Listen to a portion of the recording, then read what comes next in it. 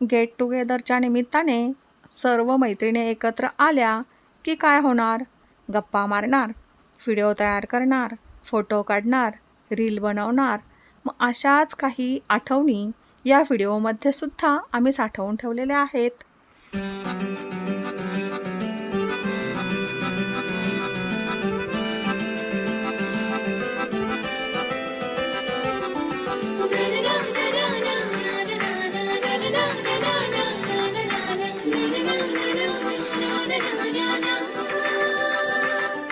मन कसे है बेभान झाली, फ्रेंडशिप ने बहरवून